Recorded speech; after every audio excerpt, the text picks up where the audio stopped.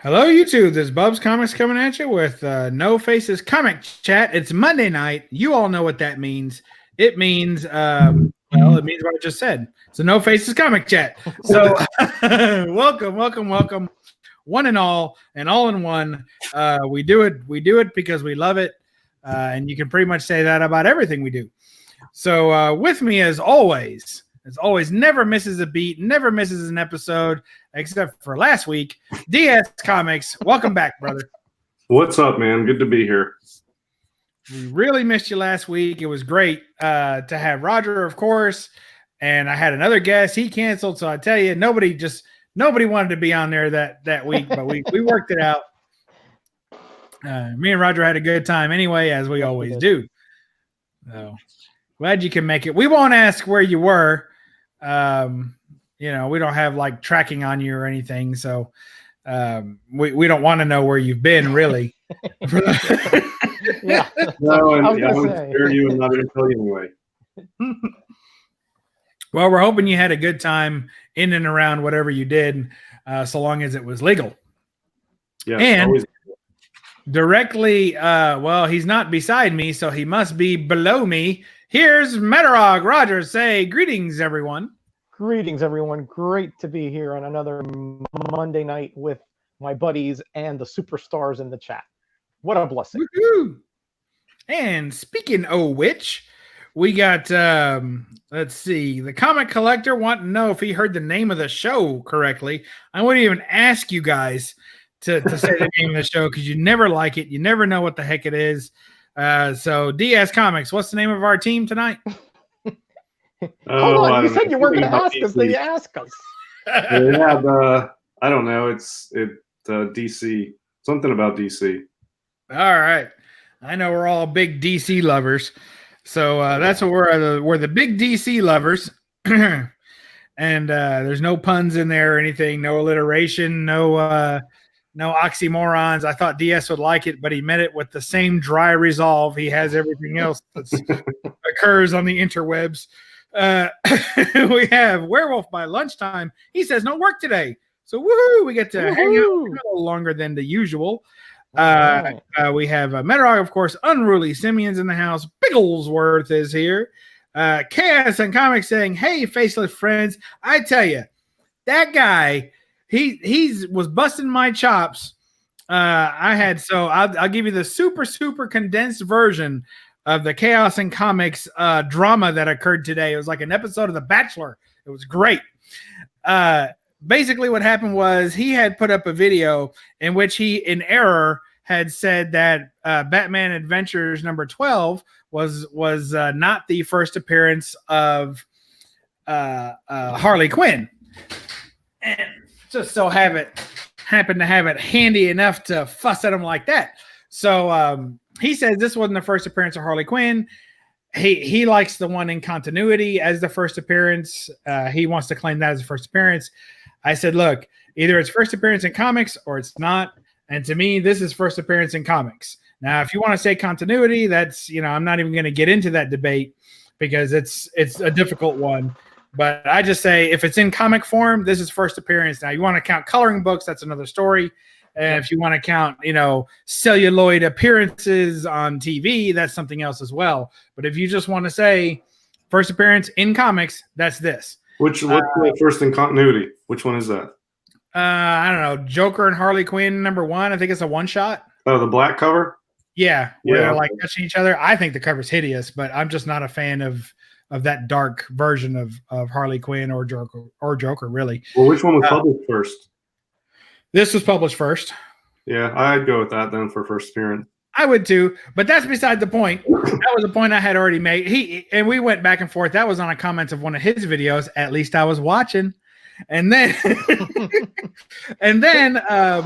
so Centauri Stir Fry, whom I have him on extreme notification. Like I have alternate accounts set up just so I can get a notification when a Centauri Stir Fry video pops up, and I watch it on 4 screens just so I don't miss anything. Right? Wow, that guy's a comic ninja. He's absolutely fantastic. One of the best channels on the internet, period. And I watch a lot of different hobby type channels, and his is better than all the other ones too. not just comics. Yeah, he's a cut up and a half. Oh man, he's awesome.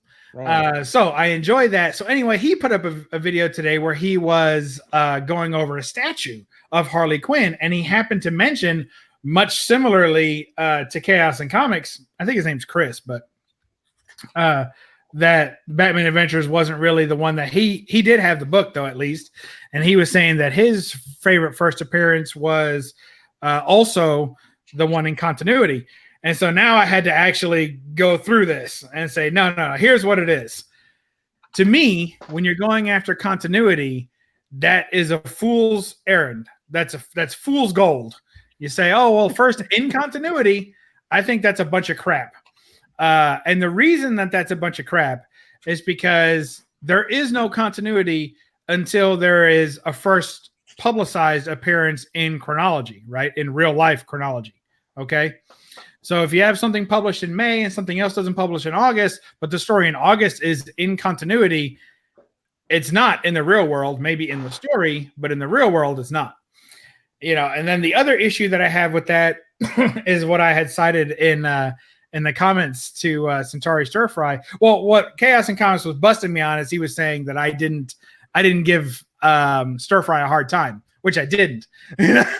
Mostly because I like him better than Chaos and Comics. No, I'm just kidding. But I didn't give him a hard time because when he said it, he had already said first appearance in comics, and I didn't really listen after that. The next couple of words he said was, but that's not the real book. The real book is the other one. So I had to retract my statement and say, yes, you're both wrong. And so, when you say first in continuity, you mean the going earliest back for that character. Isn't that what that means? Like continuity, isn't we generally think like the furthest back story of that character where he appears logically. The first in publication history would be whichever one came out first, literally by the indicia or by the actual hit date of the newsstand or the comic store. But then when they say in continuity, they're saying if there's a storyline that is agreed to be canon for the larger universe that is being followed, then when the character appears in a storyline that is going to be held as official and canonized, then that counts. So origin stories count as first? A lot of times what they do is they'll change an origin story and put it into the main line that is now the new origin story to fit into continuity. They'll do that sometimes. They'll change who your parents are. They'll change where your powers came from a little bit just to make it fit in the greater world. Like, and I'm not good at that Earth 66 and DC or Earth 2 and all that kind of stuff. I'm not real good at knowing the differences between those. But to me, when you're in a storyline in comics, that's it. You're in comics. And there is no real continuity. Otherwise, Action Comics #1 means nothing because that Superman has nothing to do with the Superman of modern times. But it's still his first appearance. Same thing goes with tons of other characters. So anyway, that's just what I say. So anyway, sorry about that side rant. We had a big time yakking about that. Go check out Centauri Stir Fries. And I know I say Century different every time I say it. That's on purpose because I don't know how it's really said. It's Centauri, like the solar system. I can't necessarily take your word for that, Roger. So anyway, hello to Chaos and Comics. Check out his video on Batgirl Adventure. I think it was a haul number, whatever he numbered it a couple weeks ago, maybe at least a week ago. And then check out Century 21 Stir Fry. Check out his video and check out my comments to both those, and you'll get the total picture. We got Surly Tim's Fun Bunker. He said, cue the cheesy 70s porn funk, some DC lovin' coming on. I like that. We got, let's see, Steven Spock, broke because of comics. Hey, good to have you. Area 51 Mike, good to see you again. Yes, Chaos and Comics is a superstar. We got Ben Compton, I'm sorry. We got Roger Sly. Great to have you, Ranger Sly, Roger Sly. Ranger you Sly. guys have been conglomerated now. In Earth 69, you guys are Roger Sly. Are you doing community amalgams again? constantly. We got Ranger Sly. We got Comic Books NYC. That's more than one book. He wants you to make sure you know that. We got House Till the End. I think he was giving away some AOKs the other day. I feel like I saw somebody open some of his nice stuff. So if I'm wrong, I'm sorry, but you can correct that by sending me something. We got Unruly Simeon still here. Surprised he hung on this one. Kavi, of course, in the house. I think that got everybody. The Southern Comic Geek. Welcome. Chaos and Comics is still here. He's crying about something. I don't know what I said, but I'm sure it was devastating. I like this propaganda. Yeah, Rayman, John's Comics with Kids, and Ranger Sly, not to be confused with Roger Sly, says he agrees with my point. Plus, DC rebooted so many times in the modern age, there's no continuity anymore, and there really isn't. Then we got the 40. Yes, in the one in the 40s married the first Green Lantern. Oh, nice. French continuity means it matters. It never matters. That's like saying the first death of the Green Goblin is a key. Yes, because it's the death of the Green Goblin, and when you see that, it'll always have death in quotes, right? I mean, right. DS, you've had this book slabbed through your hands many times, right? Which one? The Death of the Green Goblin? Yeah. 122. Yeah, I've had quite a few of those. Yeah. And they put death in quotes. And the reason that they do that is because the death doesn't really matter. And it's notable about the book, but because there's no such thing as a true in most comics. It can be undone easily enough. Death with just yet another storyline. Yeah, I mean, the Death of Wolverine, I think a lot of people thought that was going to be worth a lot more than it actually is. But he actually died in that, and he was brought back to life by, Persephone or something crazy like that. And, so the Death of Wolverine, even though he actually died, I don't even think it's really that collectible or valuable, really. Yep. And it was while he was still out of the universe, the Marvel universe at large, it was still holding some decent value. And then as soon as the announcement started to come out that he was going to come back, those books dropped hard. So, I find like death and marriage issues, they don't really, they can be undone so easily that, people have kind of caught on at this point. At one time, there was some, heat for death issues, except for Captain Marvel, the, Marvel. That's the only one has stayed dead to my understanding. So far. Right, so far. And then that's true. Then they'll retcon something. Or they'll make a mention to something and they say, oh, look, it proves that whole series is now in continuity because they mentioned an outfit that someone wore once in a one shot. Now that whole thing is part of the continuity. I'm telling you, it's a fool's errand chasing those things. Fools gold, I say. Get off my lawn, everybody. I will take exception with something you did say, though, Bob, because we don't have time for that right now, Roger. Well, we got I'll go ahead. I'll make it quick. I doubt that. Continuity versus chronological, right? The exception to that would be something to me like Secret Wars 8, because Secret Wars 8, that miniseries was completed, and then a ASM 252 was written once the editorial staff knew what was going to happen in that Secret Wars miniseries.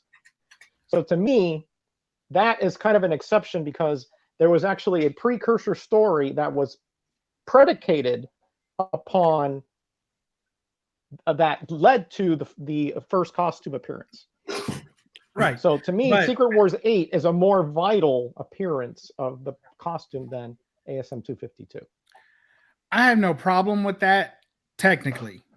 But I think that the storyline of that being the bigger issue is what makes that true.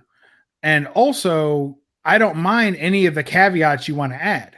It's when you strip all those down and you say, quote unquote, real.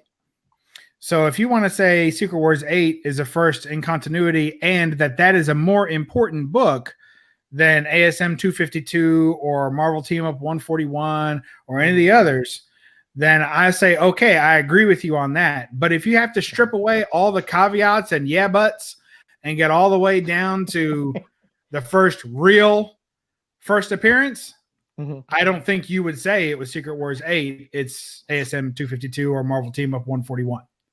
Well, on the surface, you're right. I mean, Yeah. if you just said, oh, well, ASM 252 was the first one where I see a black costume on the cover and in the pages. Well, true, but yes, but because of the unique nature of a miniseries that was the precursor to that event occurring out of continuity, or not out of continuity, but chronologically later. right. Then Publication. Right. The publication came. So, but it was written, the story was already written, it was already there, and it just came out at a slower pace than the ASM 252 because they wanted to, sell it, they didn't want to sell it as a trade paperback. They wanted to, string it out a little bit over a year. And so in that case, I would make an exception, but otherwise I'm generally in agreement with you. You did say you were going to make it quick, right? That was it. Oh, okay. All right. So next we got we got From Heroes to Icons Comics with Bueller's in the house. Hey, welcome. He had a great coffee and comments show this morning. Just absolutely fantastic. Fabulous. Great. And the last one, as much as I enjoyed this one today, the last one was even better, I thought, last week's. Just fantastic stuff. That's my favorite show of his on his channel. So if you're only going to watch one Bueller show, I give my vote to Coffee and Comments on Monday morning. And he does it as a live premiere, which is kind of nice too. And then we got House of the End. We got Scott Neely. We got Jeff Comic 813. Chaos and Comics still making his point. We got I think I said John's Comics with Kids. Jambo Comics. Hey, welcome. One of my new favorite channels. And apparently we're only a couple of hours from each other. So I've threatened a little comic play date with him. I don't know where that's going to land, but we'll see. Comic Head 84. Good to have you. And I'm going to say Dre Boogie. Boogie. DC nice. Fellas all day. I like that. And we got, of course, Rayman's in here. The Chad RCG saying, what's up, guys? What's up, Chad? Good to have you. And we'll talk about that again in a minute. Congrats on the Andrew subs. Thank you, John. I appreciate that. I'm a little bit up over 800 and just riding it, picking up a few every day. And someday I'll be honored that Roger will invite me on one of his shows. We got the immortal Biggie Shack in the house. Bad Dad 320. Mr. Gretzky. Oh my gosh, this is almost to the point where we can't even shout everybody. It's gonna take an hour. What a great problem. The boy who had sevens in here. We got 40-something people in the chat. It's all right. I'm exhausted, guys. So let's get to the topic here. And poor Mike's here. I don't want to rule him out. We might, be the only guy who didn't get a shout out. I hate that. So here's what's going on. I watched a great video. Chad RCG had a video up yesterday, I think it was, and I could only watch part of it because I was busy, with life. And he had it live, and it was about how to secure price variance from around the world, basically. And he goes foreign editions. Did you say porn editions? Foreign price editions. Yes, like that's Australia, what I said. UK, Canada.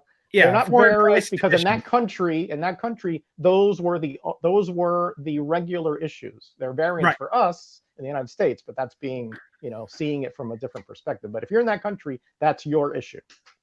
Yes, exactly. Yeah. 3 minute base here. So you're saying, as Roger so eloquently corrected me, but in any case, it was a great chat. He had it with JB from Discovery Bay Comics. I'm not going to go over all the stuff that he went over. I just suggest I'm going to feed you over to that video when you get a chance. It's not that long, and it's definitely worth your time. And very interesting information that he researches and goes all out and working up. So it's great stuff. Sure. And to me, it made me kind of I like those types of variants as well. And actually, I was thinking about my collection. I could have sworn that I had 2 or 3 of those. And I don't know if I've sold them or if I never really had them. I do have one, but I can't remember which book it is. JPL Flash sent it to me, and it's a Son of Satan book, but it's not a Son of Satan book. Like, that's not the title of it. So I don't. Where did Son of Satan appear? Was it Marvel Premiere? Well, depending on what part of him you're talking about, parts of him appeared in Ghost Rider #1, and then his first, I think, full. I mean, he like a Ghost Rider 2, and then his origin and ongoing series was Marvel Spotlight 12. Okay, so it must be in the Marvel Spotlight series that I have it. So it's a Bronze Age Son of Satan that I have, and I'll look for it while someone else is talking. But bottom line is that what I wanted to talk about today were some of the other types of variants that are out there, and including those. If you guys have any of the show or to talk about, that's fine too. Yeah, I can pull out a few.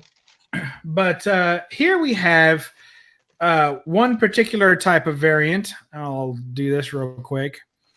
So this is a not the Gray Hulk.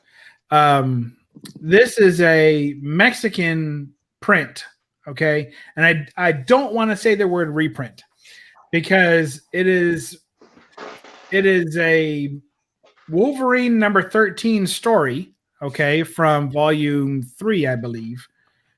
And yet it is a cover that was used as a J. Scott Campbell cover of Wolverine dressed as Deadpool, which goes for quite a bit of money. If it's the American version, that's Wolverine #1, a reprint of or a variant cover for Wolverine #1. So in a lot of the foreign markets, they will take any cover they want, especially variant covers, and they'll slap it on an issue of any issue that they want. So they interchange covers. And for that reason, it can be a little tricky to find on eBay or your favorite auction sites because when you're searching for it, you can search Wolverine #1 variant all day and you're not going to find this book. So that becomes very tricky. And then similarly, here is Essential X-Men #4. This one's from 2016 and has a great Greg Land cover. And this is a UK book. And what they did, so this one's in Spanish. So the interior of this book is from Mexico. The whole thing's in Spanish. The interior of this book is written in English, obviously. It's a UK book. And it has like a collection of various X-Men stories that were ongoing at the time. And they kind of waited, collected 3 or 4 sometimes in one issue, put them out, and just put whatever cover they wanted on them. And sometimes not even a cover from one of the books in the series. So very interesting how that is. So there's 2 examples, 2 different types of foreign variants, if you will, foreign books. The nomenclature can get kind of fuzzy. We got Chad RCG chiming in here, and he is saying that the difference between UK and Canadian price variants and all the rest of the foreign variants is that they only one that ran off in the same printing as the US ones. So they're a price variant. So yes. So in other words, if it was run off, then either at the beginning of that run or at the end of that run, they would change the plate and make the price variant difference on the cover. And that's it. But it's still physically from the same run. Is that what you'd say, Roger? Yeah, that part is true, but that's immaterial. There are many U.S. Comics that were printed in Canada, for example, and only distributed in the U.S. Yes. So, but they were just because it's the American company that's publishing it. Of course, it's going to be in the U.S., but they were only available for distribution in those countries. So it's not like you can go to a U.S. somewhere and say, "Hey, I'm going to pick up a British price variant because they put that in Pennsylvania." You have to go to the U.K. to get them. But yeah, they were printed here. That's true. And the plates were changed, just like they were for the 35-cent variants and the 30-cent variants. But those were available in limited markets here. But foreign editions were not available here. So that's a distinction. That's why they're foreign editions, not price variants. The pricing varies. That's true. But they weren't available here for you to pick up. That's the difference. and we're getting some flack in the chat because I've shown 2 Marvel books in a row. I had that Batman Adventures 12 up for a solid. I mean, we talked about that for 15 minutes, but they came for DC. They want the DC. Everybody wants the DC. So here's some Superman presents, and I love these. So these are some of my favorite types of variants, okay, or whatever you want to call them, alternate foreign editions. Because this has it all. So I came across this book because it says Planet Comics, and I keep a running search for any Planet comic books that pop up.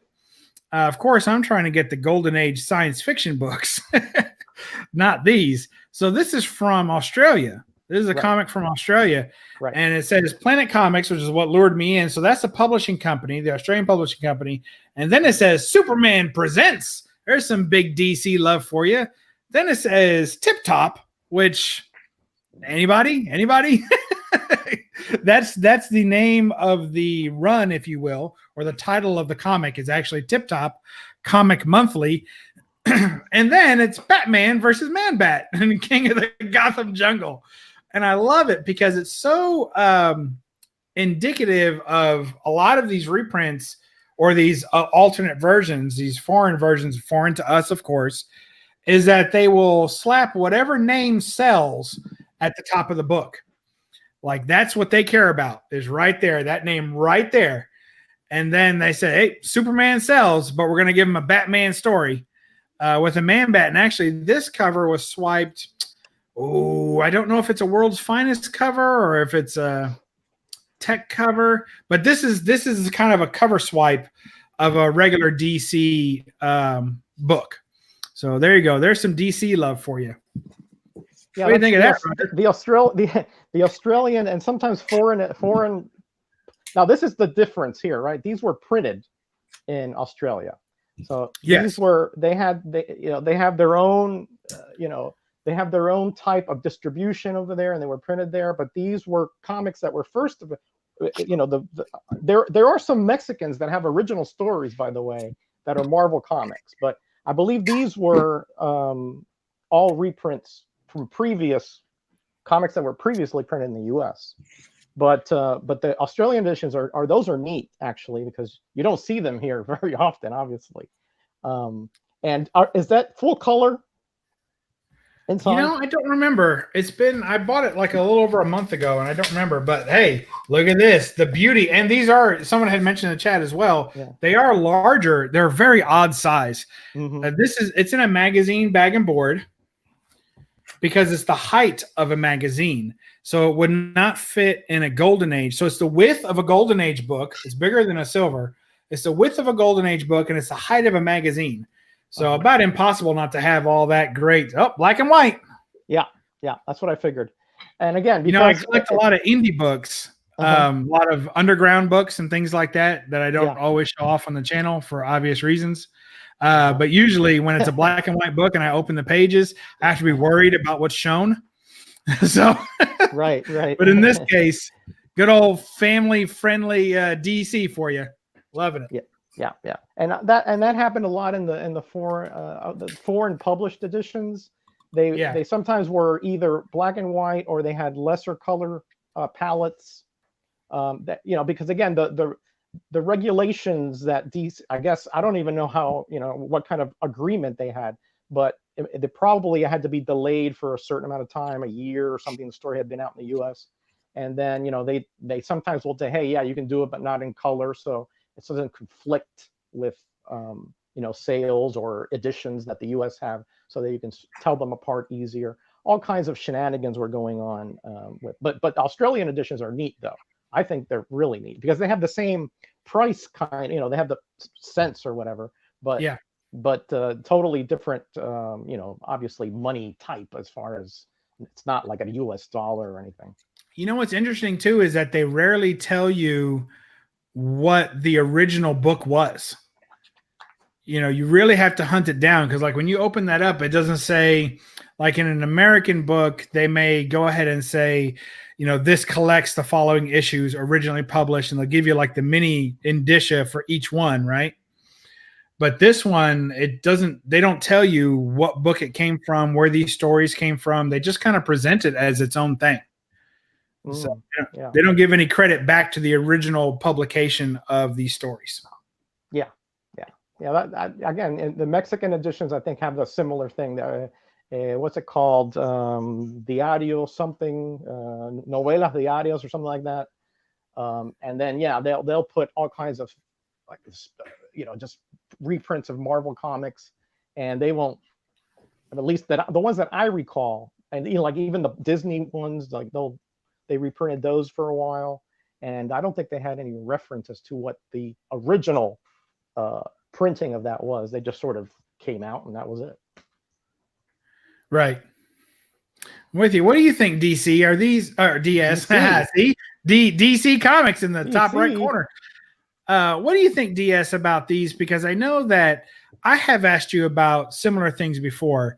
I've asked you, well, if I'm getting the same cover, what kind of value difference am I looking at in some of these cases? And of course, we've talked about already like 4 or 5 different kinds of I won't call them variants, but alternate publications. Yeah. And foreign alternate publications. I don't know how PC we have to get, but stuff from other places.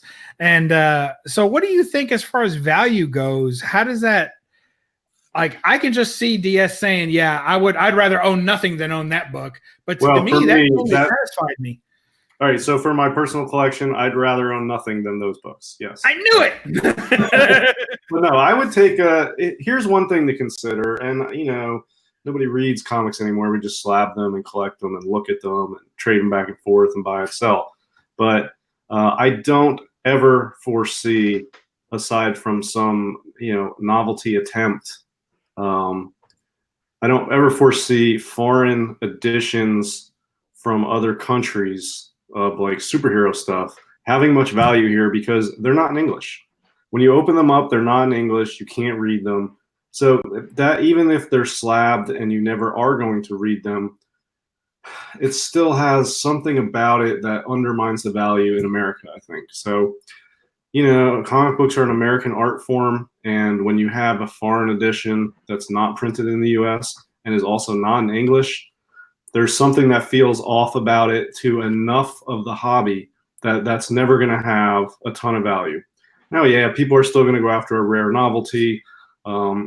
There's horror books from the 50s and 60s from Brazil, which have staggeringly good art on them that I would like to own.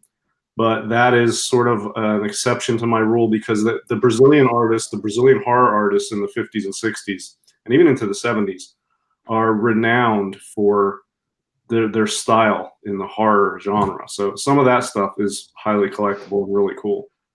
But if you got a Silver Age Spider-Man Mexican edition, I mean, I know like Comic Tom talks about him a lot. He's been pumping them up, and I hear some other people pumping them up out there. I don't think they're ever going to catch on because number one, they're not in English and they're not printed in America. So I think that undermines the collectability of an American art form, especially when it comes to something like Spider-Man.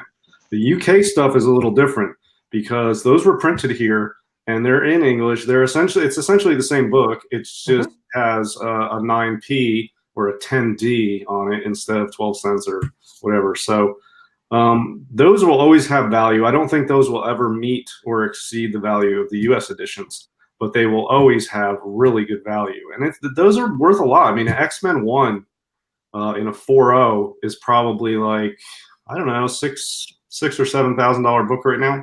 The UK version is probably, I don't know, 4,000 or 5,000. It's not like even 50%. It's close. So UK versions are solid. Australian, those might be if they weren't so weird. They're so different. Seriously. And like every other one out of Australia has Phantom stuff in it. So Australia's got some weird comic stuff. It's very unique and it's cool, but it's so different in so many ways from American stuff. I don't think it'll catch on. But like the Mexican editions, I wouldn't waste my time with them. Canadian editions are all right. Especially the further back you go, because there's a whole line of collectible Chesler books that are printed in Canada. It's printed in Canada is the McFarlane Spider-Man 1 run. Right. That's printed in Canada. Spider-Man #1 is printed in Canada. Yep. So, I mean, Canadian stuff doesn't bother me. The UK stuff is cool. Those have value. And sometimes there's something unique. Like there is a Golden Age book that has an Irish edition. And it's a rare book anyway. And then there's an Irish edition out there. And I don't think that really hurts the value of it, honestly, because it's such a unique book. And I've never seen an Irish edition of anything, let alone a book from the 40s or 50s. So that's just some rambling thoughts on that. But yeah, I mean, the last thing I want to say though was I hear Comic Tom and a bunch of other people pumping up Mexican editions of Spider-Man. My advice to a collector for value: do not waste your money on that crap. But if you think it's cool and you want to check it out, go for it. There's nothing wrong with buying art from everywhere in the world. But if you're buying it because you think you're going to invest in it and make money down the road, don't waste your time on Mexican editions of Spider-Man. I'm telling you right now, waste of money. Now, the only thing I would say about those is, I mean, I don't do the value stuff, so I leave that to you guys who are much more financially apt than I am, right? But there are some of those Spider-Man novellas. I forgot what the title is now. I used to have a bunch of them when I lived in Miami, but that have like new art and very risque art for a Marvel comic. And I think there might be like a couple dozen of them. Those might have some legs because the only way you can find those, and they're kind of like weird because they'll bring like Gwen Stacy, like she just all of a sudden is alive, things like that. So those dozen or 2 dozen issues of Spider-Man, I think those for a completist might be interesting. But otherwise, yeah, DS. I mean the either the American editions or the UK and the Canadian edition are exactly the same, like you said, except the cover is the only difference. The price on the UK is a pence, and then you have that top banner, which instead of saying Marvel Comics Group says Marvel All Color Comics. But other than that, have you seen some of the prices on some of the like eBay prices on some of these Mexican editions, where it's considered super rare and you're going for like hundreds or thousands of dollars? It's a fad, and there is look, sometimes people pump up something and in an attempt to raise the value of it so they can dump it for value. It's called pump and dump scheme. I'm not saying that's going on in the hobby at any particular point in time, but in every market that phenomenon exists. It also exists in the comic hobby. Whether or not this is part of one of those, I don't know, but you'll often have something that's being pumped up around a market, and it's just a way for people to dump their stuff off on other people and get some money out of it. That's what occurs to me with people that are selling Mexican edition Spider-Mans. They're creating this idea or this feeling in the hobby that those are rare and collectible and they're super cool and they're awesome. And they might be, but they're super cool and awesome for a few bucks. They're not super cool and awesome for 500 to 1,500 or whatever. I mean, yeah, they might be rare because, they're probably not rare. I see a lot of listings on eBay. I check, if you look at them, a lot of them are from like Baja California, Houston. People are driving across the border and going to comic shops and picking up this stuff for pennies and coming back here and throwing on eBay as a rare book for $300. It's probably not rare across the border, and it's not readable here for the most part. I don't know. I'm not big on the Mexican edition stuff. I don't think that's worthwhile. UK, I say go for it. That's cool stuff. And you could order back in the 70s, at least you could order those from Mexico because as a lot of you may know, my family only spoke Spanish when they first got here, and they ordered stuff from Mexico, magazines, etc., that were in Spanish. So some of those came. I remember I used to have several dozen of them that I would read all the time. So I do know that they weren't published here, but you could of course have them imported into here. Yeah, and if you're completist, it's cool. There's French editions, there's Italian editions, there's Irish editions. There's all kinds of there's a Finnish reprint of ASM 129 that's like a black and white sketch cover. Super cool. I wouldn't pay hundreds of dollars for it, but there's the Italian Spider-Man has some cool covers. Lomo Rano, whatever they call them. French has some cool stuff, and they're cool. They're definitely cool to own, and they're nice pieces, but they're not. I don't think they're good to invest in for a lot of value. That's all I'm saying. Gotcha. Yeah. I think for me, when it comes to like run fillers, and like I can tell you right now that when I guess it's been almost 2 years ago now, when I was collecting my run of Werewolf by Night, and I was trying to get the whole run, right? There were several times when I would come up a UK edition of that book of some of the mid issues. And I was like, this is going to be great. I might get this cheaper, and then come to find out they were going for higher than the, American editions. And I think that Chad RCG had pointed out something specific in that. And maybe DS as our resident, slabberoo expert can help enlighten some further.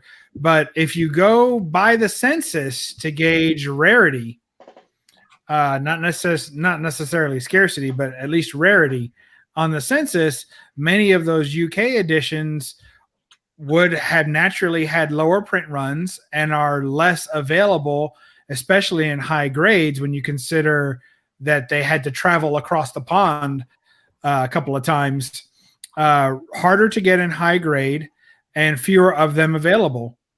So those books were actually going for higher. I thought they were going to be cheaper at that time. I didn't know any better. Now I do. But then I thought for sure, man, it's a UK version. People like the American stamp on it better than the UK stamp. I'm going to get that. And then turned out that they were selling for more. Yeah, I mean, you can. I'm sure that if you compare any of the foreign editions to the U.S. edition, it's going to be more rare because there were more printed here than any other country of any given Silver Age, Bronze Age book.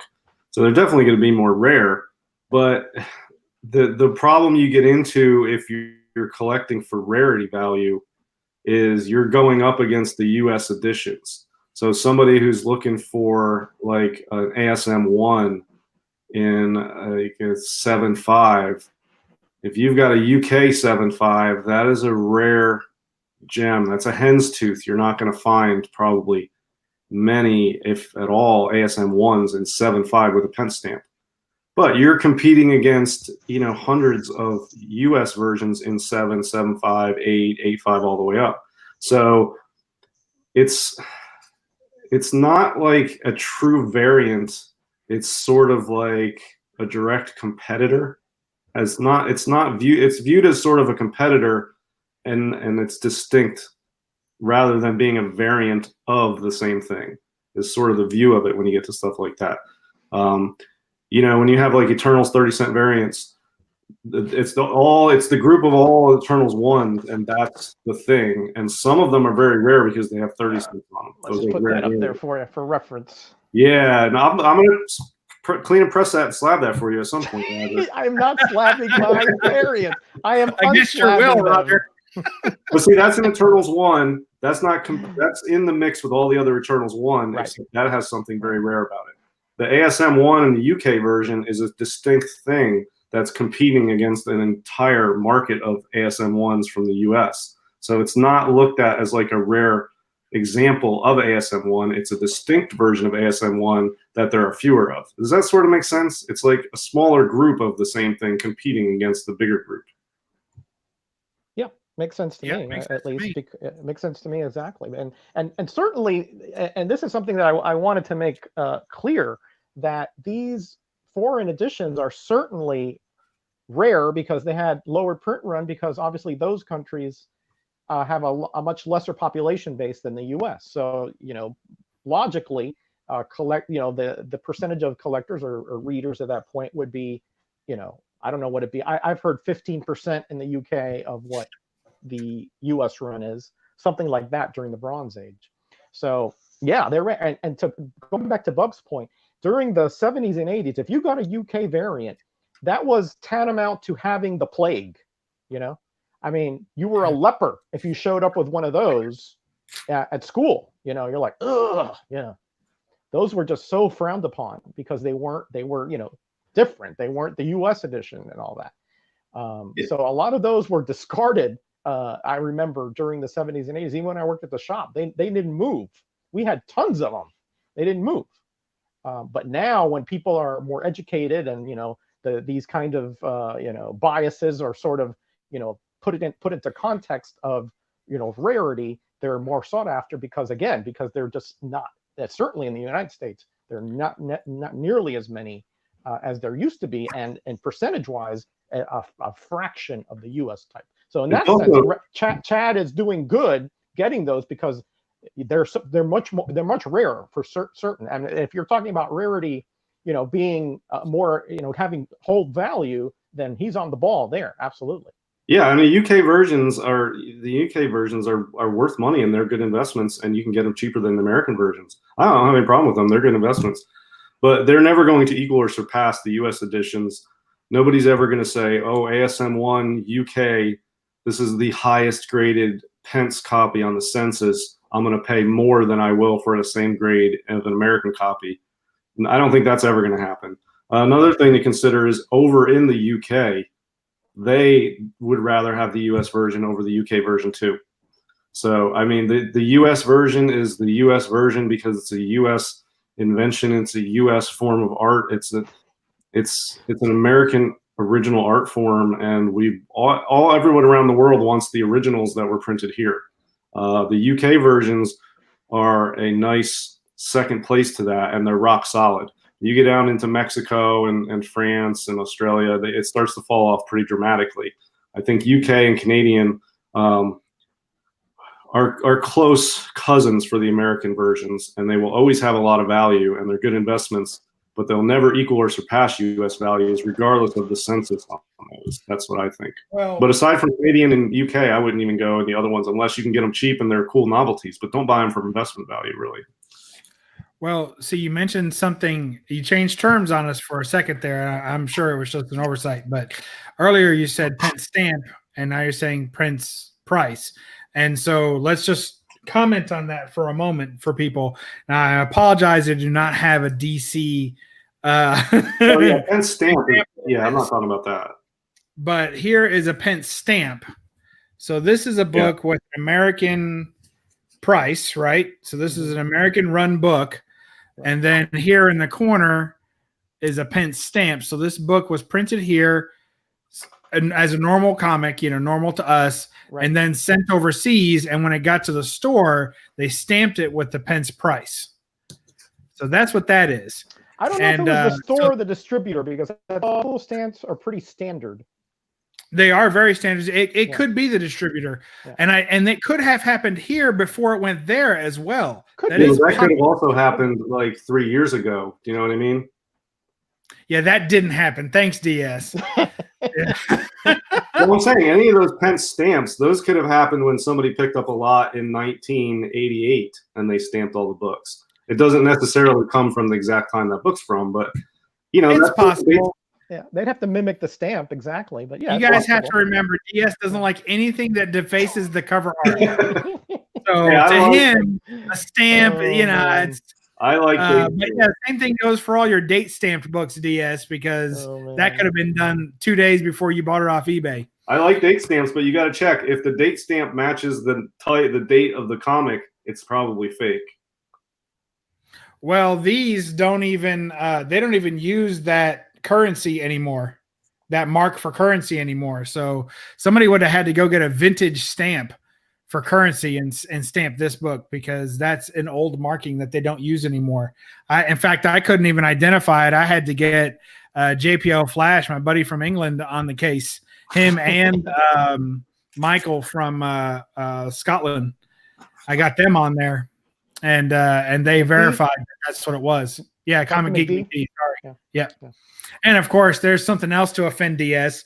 A nice Steranko sig. Signature. Yeah, I saw that one.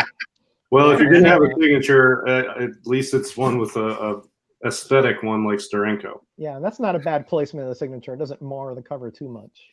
Yeah, I mean, I wouldn't seek out a Steranko signature, but if I found a book I wanted with a Steranko signature on it, it wouldn't bother me too much. I would go for that one. But, sometimes like Claremont signatures, where there's chicken scratch across the title of the book, those I cringe when I see them across the trade dress. Oh, that just turns me on. That's how my X-Men 94 is. It's signed by him, yellow label and everything, right across the whole X-Men, and in my opinion, that book's already so ugly. That's right. That's right. A big deal, right? What's a little more mud on the pig, like, right? It's an ugly signature on an ugly book, so who cares? Oh man. Now you see the pen stamps or the UK stamps, those you see a lot depended because there were periods where they actually did print them in the early Silver Age. They did print a one, they did actually print them on the cover. In other words, and they swapped the plates. Right. Like DS was saying about some of the early X-Men. But then there was a period where they didn't for whatever reason. And so they did the stamp and then they went back to swapping plates. So and the same thing with DC. DC had a period in the 70s where they had actual plate swaps and you see 12p and 15p, things like that. But otherwise, if you go, the DCs prior to that all had the stamp. So it's just a crapshoot depending on when that date range was, whether you get a stamp or whether you get a swap of the price area. Here's what Roger's referring to. So here is a pence copy. It says 8 pence there at the top. Right. Top left, you can see that difference there. And that is a plate swap. So that was actually printed on that. And this was a gift from JPO Flash because he knew that I collect these kinds of things. And to DS's point, I agree. I don't think that this has more market value necessarily, but it has more value to me because it's not a key book and it makes it just a little bit that much more unique. So if I pull this book out in its standard American version, it's not no one's gonna be like, oh wow, look at that Marvel team up. Really, you have the Human Torch and Son of Satan? Oh my gosh, how'd you do that? Right. But with the little 8p on there, it gives it a little pizzazz, Yeah, and honestly, the bronze ones are tougher to find than the Silver Age for pence copies. Well, they're really all should be tougher to find, I would think, because of the population base. And notice, Bub, that the regular one has Marvel Comics Group on the banner, and yours says Marvel All Color Comics. Right. So you see how they swapped also the top banner out and changed. It was probably an entire piece, wasn't it? Our entire piece. They just overlaid it, or maybe that was. I think everything is like modular, so they could change it out at need be. So that's the cool kind of nuances that I love about comics is that there's literally tons of variations depending on how deep a rabbit hole you want to go into. Hey, Roger. Yeah. Hand me that book. Yeah. Here you go. Ready? Here you Ready? go. Yeah. There you go. There you go. There you go. In transit, it got, the molecules were scattered, rearranged, but in the UK version. That's right. Must have been one of those Spanish flies caught in the, what do they call those, roundabout or switcheroo chambers? Oh yeah, very smooth indeed. Here's another one, guys. This one is from Mexico as well, and this one is completely in Spanish outside and in. And yet again, here we have Batman. Roger, you want to read that? Can your eyes focus on that? El hombre murciélago, the Batman. Yeah, means Batman. Yeah, Batman. So it's like a Flash 212 cover or something. Right. So it says that. Then it says presenta Flash. Flash. Yeah. And then this is on the original cover, isn't it? But it's obviously written in English. Yeah, and it says that I think in the original cover it says this is not the Flash, and that's what it says there as well. This is an error. Este no es el Flash. But it's the same thing. It's just translated. Yeah. Isn't that wild? It is, and I told you those Mexican editions. If you guys, they're a hoot. They are a total hoot. Because it's like you said, they'll say Batman, and it'll be a Superman comic. It'll say like it'll say Walt Disney, and it'll be like Popeye. All kinds of weird kind of combinations. They're just hoots. I wish I would have kept the ones I had in Miami. Yeah, I like a lot of fun. The Swedish Batman ones, are those the ones that say later Lappen? I think Say it there's again. I don't know what they Slowly. are. I don't know what they are. the Swedish ones are cool. I think they have some cool Batman covers, and they take some liberties with it. And I think their name for the Batman is Laterlappen or something. And they've got an umlaut over the A. We Those need are Geeky cool. GMT in here to help us with that. Yeah, right. Those are cool. Yeah. I see those on eBay a lot, and they're cool. I'm not going to buy any, but they're. If I was over there, I would buy some. I just don't want to pay the shipping for something. You know what I mean? From there. Yeah, a lot of people don't. That's why they don't have them. Yeah. It's so expensive. Yeah. Yeah, this is cool. Boy, This has got Jim Starlin art, and I've never read this book before. This is nice, and I just picked this up. This is cool. Superman. DC presents. DC presents. Yeah. Yeah, DC presents 29. So I don't know. That's a cool one. Never saw it before. I was going to show you this DS to see what you thought of it. So when I submitted this book to CGC, they changed the title of it, and it really worried me because I hoped that they wouldn't actually print that on the label, and they didn't. So I found that really interesting. So my invoice, when you go and you check like what your grades are and stuff, they put Mexican Superman number 43. And I was like, please don't print that label. It says Mexican Superman because I thought it would just be weird. So here's my Mexican print of Superman number 43. It's an anthology book. It collects I think 4 stories and then 1 mini story of Superman. But of course they use the Supergirl and the Legion of Superheroes number 23, I think.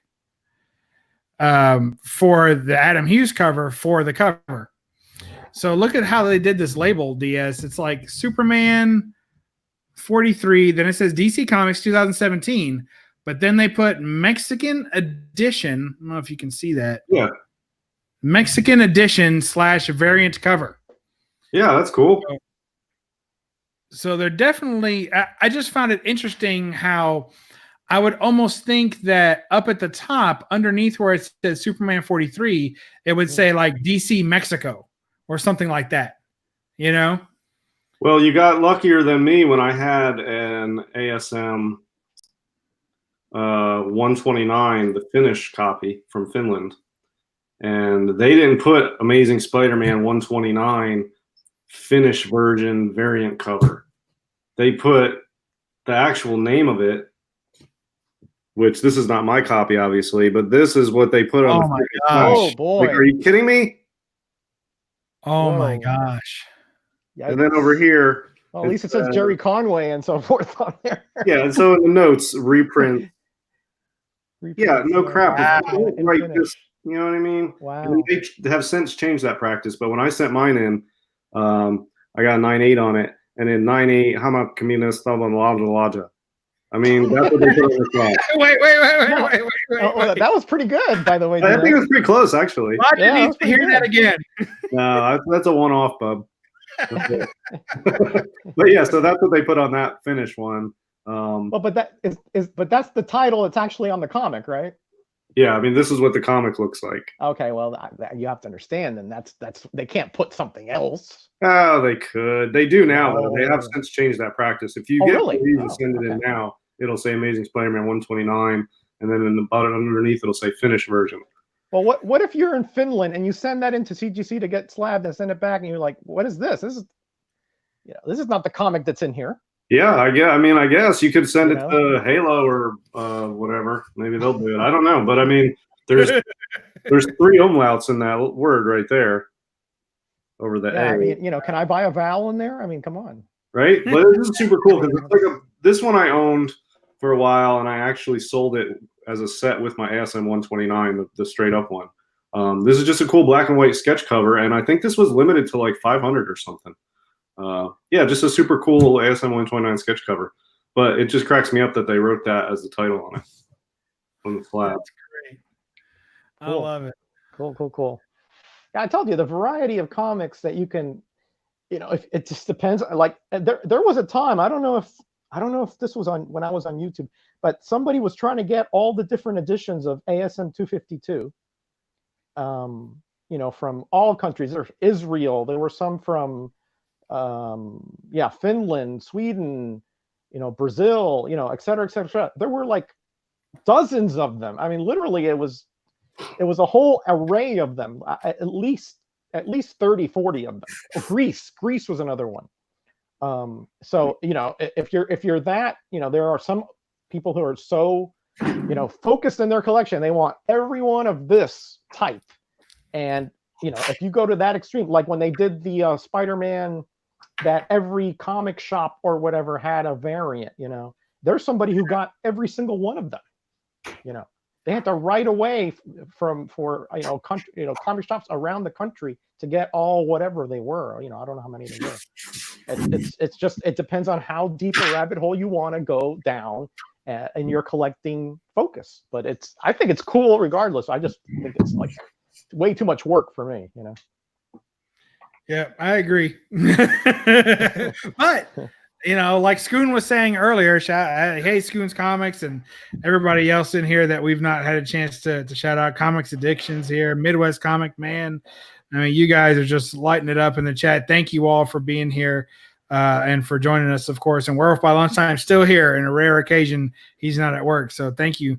And first, Chad, for all the great input, and Jackson Roy Kirk. And you guys are just absolutely amazing. Thank you so much. Pope's here. He's driving, so he can't comment too much. But he's here. Try save Pope. I just want to say that Kachung is here. Comics for Thomas. I mean, it goes on and on. Thanks again, everybody. But all I was going to say was that, just like Schoon was saying, if that's what you want to do, if that's your focus, you're saying it's like a hyper focus, and I guess it could certainly be. But if that's your focus and that's what you want to get, wouldn't that be cool just to look through that collection if someone had already taken the time? If I ever come to the Meta Cave of Gratitude, I hope it doesn't have a pay toilet, because it's an awful long drive for me. And I'm probably right across the hall here. So other than that, if I ever come to the Meta Cave of Gratitude, the first thing I want to see are all those price variants that you've collected lined up, Okay. all together and collected. I'll tell you what, you come over here, I'll make it happen. Yeah, I mean, but when you think about someone who maybe has collected comics like these and has, every whatever Spider-Man 252, that's every appearance of the black suit across the country and across the world. I mean, could you imagine how cool that would be to see? Yeah, I agree. No, I agree. I mean, it's not something I would do, because it's just, I can only imagine the work and the money just for shipping. I mean, I'm talking about, sometimes it costs you $30, $40 to get a just one comic shipped from another foreign country. So I mean, I applaud them. I'm just saying, for me, it's too much work and not worth it. But to them, it obviously is, and I applaud them. I really do.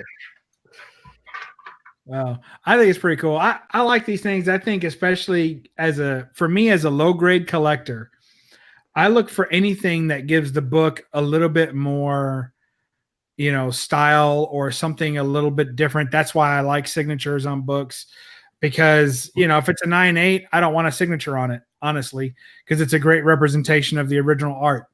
But if it's not, if it's a 2.5 or a 3.0, man, sign that sucker. I love it. I'm down with that. I think that's throw a pen stamp on there. Do anything you got to do. Yeah, put a date stamp, put a store stamp. Hey, put your desk stamp on there. Fine. From the desk of BUB'S Comics, whatever. It's now has provenance. That's cool, because that makes it yours, and I don't have a problem with that. Yeah, I mean, the only thing I have a problem with, right, is that sometimes people get very, very picky about little tiny differences in grade, or in or if there's little defects, that that's thrown out, and I say, man, that's still a comic, that somebody can value. I don't like when people devalue comics just because of a condition issue or anything like that. But otherwise, it's your comic. You do what you want with it. And to me, I like the ASM 129 I got from Matt. Thanks again, Boy Who Had Seven. I love that comic to death. I've read that thing 20 times, and I'm going to read it probably 20 more. So to me, to slab that would be an absolute crime, because to me, it's much more valuable as something that I can experience totally. But I know that I'm a man in an island here. but No, still. no. You're really not. I think, there's certain things like when we talk about the census as well, CGC census, things of that nature. To me, that represents such a small subset of the collecting hobby that participates in those types of things. Mhm. I really, those aren't the number of books out there. Those are the number of slabbed books out there. Right. And DS is making a ghost book right now. So he's cracking open a Champions 1. He's going to clean it, press it, resubmit it. And now there's 2 copies of that book on the census when there is really only 1 in existence. Yeah, but I save up a lot of the labels and then I send them back to CGC. I just don't want to send the label with the book because I don't want to bias their grading. So do they remove them from the census at that point? I don't know. I hope so, but that's not up to me. I mean, I'd send all the labels back though. I've never heard that they do that. So on Golden Age stuff, I will send the label back to them. That's after they've graded it because it's rare enough. But Champions 1, I don't know. I mean, but do you watch to see if the one that you pulled out gets removed from the census? No, that's not my job. You should do that. Well, I mean, my job is just to send the label in, which I do sometimes, and then, maybe they will adjust it and maybe they won't. Right. Well, that could be. I don't want to see if they pay me, I'll do it. Mike says save the cases for Bub, so he won't have to dumpster dive for it. I appreciate that. Good one, Mike. Good one, Mike. You're trying to save Bub the embarrassment and for his family of being seen tail up inside of a dumpster. The only person embarrassed was DS Comics. My wife jumped in her old Jungle Beauty. She jumped in. The only thing you saw was a pair of heels, and she was chipping slabs out from behind her back. Man, she was all about it. Oh, I severely doubt that. I severely doubt that. Not that I take your word with a grain of salt, but I do take your word with a grain of salt. But so I severely doubt that. Severely. Well, we're not bashing slabs, even though we're cracking them.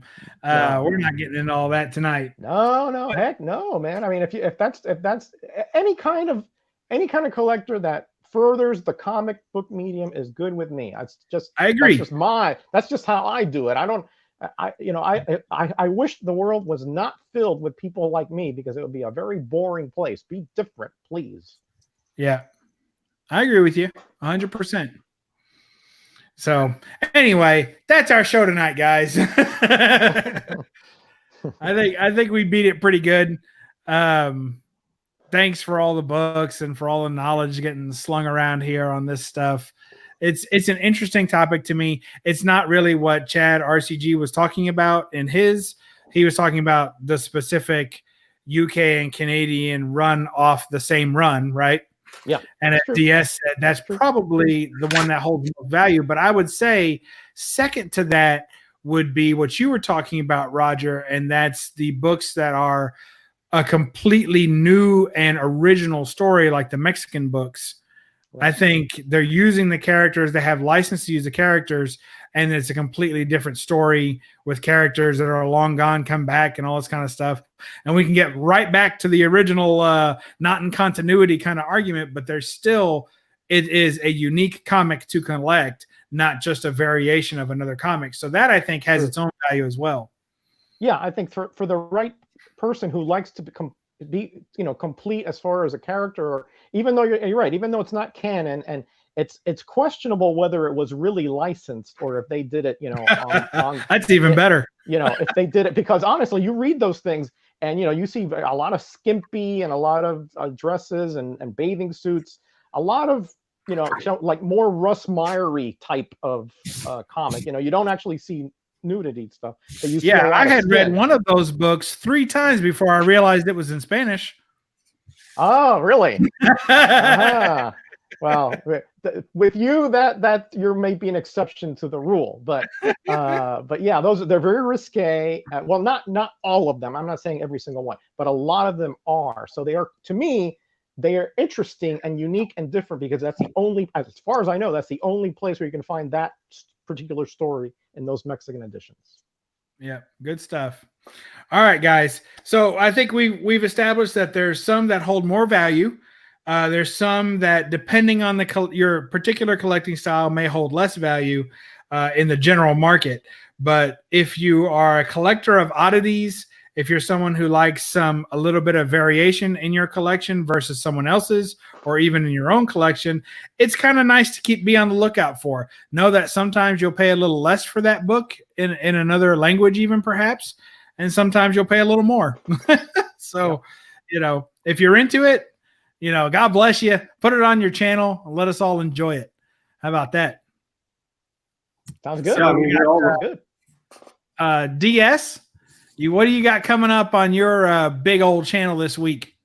Well, I've got a CGC unboxing. Hopefully tomorrow. You never know, but I mean, it's only once. It's at the next stop on its way back, and I got 2 bronze keys in there. One is really high grade, and I cannot wait to show everyone what it is. And the other one is mid grade, but they're both solid keys, bronze marble keys. So yeah, I can't wait to get that and open it up and share it with the community. And then I got Golden Guys tomorrow night, Comic Core channel, 10 p.m. And I think I'm going to try to be on an auction on Saturday, maybe on Thorough's channel. I'm not 100% on that, but yeah, so that's what's going on with me. That sounds like fun. That's all good stuff. We love the auctions. And of course, Golden Guys chat's always great. Oh, yeah. And if you've never seen Butter Melt, just watch Knights of Old on Tuesday nights. He's smooth as melted butter, man, that guy. Oof, never cracks. I think he speaks without opening his mouth. He's so stoic and smooth. So there you go. He just never changes. It's like amazing. I swear he's looking into the mirror and just saying to himself, look cool, don't crack, don't crack. I think that's just the way he's made, man. I'll tell you, put up that hat for that long. Those guys collecting those early timelies, they need to have a poker face, and they learned not to show too much emotion, and it's some of the books he has are another level, man. So I don't know, maybe that's absolutely. Yeah, and he's an alumnus of the No Faces comic chat. Yep. I mean, I think yeah. Now I know Midwest Comic Man had been off the show for a while dealing with his stuff. Yeah, so glad he's back on when he's back on. And I've never had JD on the show. Of course, I was on the the Hunt on Tony Sanders' channel, so I know he's on there some. And so I've played with him, on other people's channels, but we've never had him on the show. And that's a tradition that I plan not to break. So thank you all for now. What? Once again, the misdirection of Bub. He's a good guy. He's a great guy. So, but we need to have the rest of that crew on here sometime. And really, if anyone's truly interested on being a guest on this show, just write your request on the back of a $20 bill and mail it to, I'll leave the address and description below. Or PayPal, Bub's Comics. Yeah, I prefer no traces, but yeah. Well, do it from a third party Swiss bank, a third party account in a Swiss bank. You've got no problem. That's right. And write it on the back of a Swiss comic because we like those. Let me show you one. I forgot to show you guys this. This is one foreign comic book that I actually want to get someday. I don't know if I'm going to go after this one, but this is on eBay now. So if somebody else snipes it out from under me, that's fine. Whatever. I'm not like die hard after it. But let me see. This is the Argentinian comic. Oh, Argentinian. Okay. 1951. Oh, wow. That? Donald Duck with a gas mask. Cutting an onion. Wow. It's just cool. This one is toast, though. This copy is pretty beat. Yeah. But I've been looking for a copy of this for years, and I've only seen one other one than this, and it was even more beat than this one. So I don't know that the weather and the preservation methods down in Argentina are very good, but super cool gas mask cover there, I just think. Yeah, I like that. I thought it was an aardvark at first. Yeah, it's just, it's just so cool. But I really want one that's reasonable. You're saying that's beat?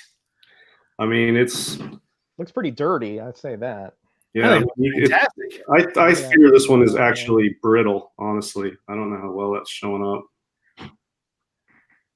I mean, that's one corner of it there. Starting today. Wow. Yeah, it's got foxing and stains on it. I mean, you can see it breaking apart up in this corner. Wow. Midwest says he'll send his request on a 20 if you send him a response on a Benjamin. Touche, Midwest. Touche. Yeah, I mean, here's the first page. It's stained and dirty, and looks like it's got mold on it. Tanning. It's just I wouldn't want to put this next to other books, but really cool book here. I don't even know what it is. Paro Donald. Wow, very cool. Cool Stuff. All right, Roger, what do you got coming up on your fantastical channel? Okay, well, funny you should ask that, because tomorrow is the day when finally I will be announcing my 1,000 subscriber giveaway. Ooh. So this will be a 2-part giveaway. One will be done through a comment on the video tomorrow. So you're getting, guys who are watching this are getting a little heads up, because tomorrow it will drop and you have to leave a comment. I will go through all the requirements tomorrow in the video. And that's the first part. Then and 2 weeks from today, thanks to Bub, who came up with this suggestion. We have a gaggle of about 12 co-conspirators here on YouTube who are getting together to come up with a live stream on the 24th of February, Bub, I think is what we came up with. And in that live stream, there will be, count them, 6 giveaways. Wow. 6. And of course, all of you, of course, Bub and DS are going to be there, and as well as 10 other YouTubers that I wish I could have more, but I had to make it somewhat feasible. But in the future, I'm going to have a lot of people on live stream, so that's not a problem. And you guys are going to be participating too, because I'm going to ask questions about your channels, and that's whoever answers them correctly are going to be the winners. So start watching videos from all the different YouTubers, because the more knowledge you have about YouTubers, the better your chances are to win one of the prizes. I'm excited. And of course, on the 24th, a lot of people, Bueller, I will be revealing my visage, not my body, just my face. Okay. So you can see what I look like, and hopefully it won't crack your phones or screens. All right. But warning, don't say you weren't warned. Okay. But the 24th, I think we're going to start on the No Faces chat. And then at some point, Bub, we're going to move over to my channel, and then all will be reviewed. Yeah. We'll probably last on here just about a half hour, because it usually takes about 20 minutes to get the viewership up to the highest point or so. Right. And then we're going to send everybody over to Metarog's channel. We'll put the link in it. We'll put a hot link, and everybody jump right over. Okay, sounds good. Yeah, well, we're gonna talk specifics during the next week or two. I'm told that tomorrow I'm going to be able to live stream by YouTube, so I'll probably be doing a test run somewhere along the line to make sure that I know how to get people in and all that stuff, and we'll do a test stream before the big one. But that is the big thing going on. So tomorrow, probably around noonish or so, watch for that video and enter, because the prize that I'm giving away, I think, is pretty good. You let me know, but I think James Gallegos, he wants to know, is this going to be a cameo or a true first appearance? And I want to know, is it going to be in continuity? Well, of course, you guys have seen me, behind the scenes. But yeah, we've seen the preview and the ads, but those don't count as cameos. Right, correct. I was going to say it's kind of like the it's kind of like it's kind of like the Thor 229 thing, Right. Yeah. So, but yeah, it will be a Hulk 181 appearance. No cameo. It will be. I will be on there for a while, but however, after that, I will be going back to my No Faces, the usual, right? unless I'm invited on somebody's stream and they want me to show my face. Like I think Rod said he wants me on his channel showing my face. I go, you know, like Bub did when he went to, you know, when he went full face. If in respect to the other channels, if they wanted to see him, then he would do that. I'm going to do the same thing because I think that's the right thing to do. Well, it's going to be fun, and I think somebody with more who's more tech savvy than me should get the cover and adjust it so it is a Metarog Special Edition 15 first appearance of Metarog comic book cover of your favorite comic book character.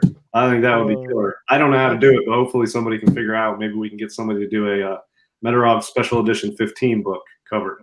Nice. I don't think it's going to be that big a deal, but I do want the community, as much of the community there, because this will be a community growth live stream. Okay, the prizes are predicated upon certain amount of actions on the chat. Okay, so if you are a channel that wants a few subs, I would be there because that's going to be one of the requirements. Nice. And if you're even if you don't want subs, you're going to get them if you're in the chat. Okay. So right. So it's I do want it. You know, I want it to reflect who I am. I'm about this community. I'm about growing the community, and I want to give back to the community. I don't want this to be so much about me. I'm going to do the reveal thing because I already said I did, and everybody is like, please do it. Okay. But then once that's out of the way, it's all going to be about the community, and that's what I'm all about. Nice. I'm looking forward to that. You got anything else coming up?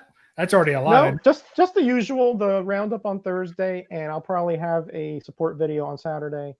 Next week, I'm going to be out of town. I'll probably only do a cameo on the next No Faces chat because I'm going to be in Little Rock with my wife, and I can only be on for a few minutes, and then we got to go. But I'll try to make it on for a few minutes at least, just say hi. All right, sounds great. I don't have anything going on my channel other than the usual hauls and such. Things have been moving pretty briskly on my channel, so that's been fun. I've kind of slowed down my hauls and kind of putting them out maybe once a week or so, or twice a week, as opposed to like every day or every other day. So that's been fun. I've enjoyed the time off from making videos a little bit. Good. And it seems like people are getting more chances to watch my videos, so that's working too. So I've appreciated everybody's support. Last Friday I didn't put out a video because I was on Tony Sanders' channel for the cover championship, which I happened to win. Woo-hoo! So yeah, Bob. Yeah, that was fun. So now in my belt of notches, right? I've won Kamagories. I've won not all at the same time, but I've held the championship for Kamagories. I've held the championship for Tony Sanders' regular show, The Hunt, and I've held the championship for Tony Sanders' cover champion. So I'm a 3-time champion on the YouTube interwebs. So I don't think I can touch my phone anymore. It's so hot. Yeah, you stinker. So anyway, so I'm enjoying that. That's been a lot of fun. And so anyway, so this next week I have a few more hauls, and then I've got my big trip to Toledo next month. I'm going to be meeting up with Silver and some other fellas up there, and we're going to do a con together. So now he did one last year, and he didn't stream from it in any way. So I'm going to try and do a little bit of a stream and see if I can get everybody to play along, but we'll see. If nothing else, we'll have some B-roll to show while I do the haul video. So there you go. Cool. That's all I've got. Well, thanks guys again for a great show and super fun. You guys are always awesome. Comics Explained jumping at the end. Thank you. And Jambo and Gray Man is here. I don't think we shouted him out before. So thanks again, everybody, for being here. Scott's still here. Biggie Shaq, Gretzky. I mean, you guys are just awesome. It's been so great. This chat has really grown over the last year or so, and it's really become, of course, it's a highlight of our weeks. We just want to fit in somewhere in your comic lives, and I'm glad you've made room in your schedule and in your hearts for the No Faces comic chat, or wherever you put us. It's fine. You know, nobody's watching. So stick it wherever you like. Just make sure it feels good. And thank you all for joining us. DS, you want to say your goodbyes?